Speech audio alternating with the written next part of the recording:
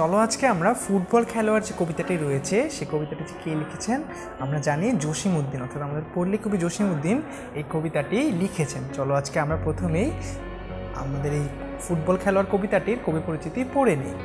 কবি জসিমউদ্দিন ফরিদপুর জেলার তাম্বুলখানা গ্রামে জন্মগ্রহণ করেন, অর্থাৎ আমরা জানি তার জন্মগ্রহণ করার স্থান কোনটি? ফরিদপুর জেলার তাম্বুলখানা গ্রামে। এটি কিন্তু তোমরা মনে রাখবে বন্ধুরা। তার জন্ম তারিখ হচ্ছে 1903 খ্রিস্টাব্দের 1 জানুয়ারি।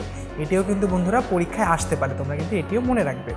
গ্রাম বাংলার প্রকৃতি ও সাধারণ মানুষের জীবন নিয়ে তিনি কবিতা লিখেছেন, অর্থাৎ তার কবিতা লেখার বিষয়গুলো কি? গ্রাম বাংলার প্রকৃতি ও সাধারণ মানুষের জীবন।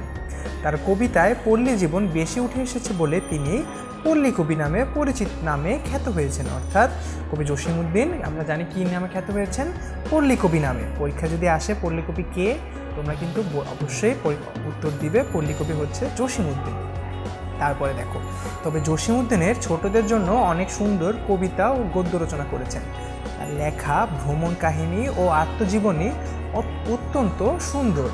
তার কবিতা কবর, কাব্যগ্রন্থ নকশিকাঁথার মাঠ ও সুজন বাদিয়ার ঘাট কিংবা ছোটদের জন্য লেখা ডালিম কুমার, হাসু ও এক পয়সার বাঁশি বিখ্যাত। আমরা কিন্তু তার বিখ্যাত অনেকগুলো কবিতা, কাব্যগ্রন্থ এবং তার অনেকগুলো লেখার নাম জেনে নিলাম। তিনি 1976 খ্রিস্টাব্দের 13ই মার্চ ঢাকায় মৃত্যুবরণ করেন, অর্থাৎ তিনি কোথায় মৃত্যুবরণ করেছেন? ঢাকায় মৃত্যুবরণ করেছেন। এবং কত খ্রিস্টাব্দে?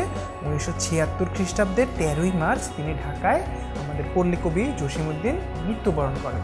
দেখলে বন্ধুরা কোন কোন জিনিসগুলো তোমাদের মনে রাখতে হবে, এগুলো তোমরা কিন্তু বন্ধুরা ভিডিওটি আরেকবার দেখলেই বুঝতে পারবে এবং এইসব জিনিসগুলো মনে রাখবে এবং পরীক্ষায় আসলে তোমরা বন্ধুরা খুব সহজেই তাহলে উত্তর দিতে পারবে। ধন্যবাদ বন্ধুরা।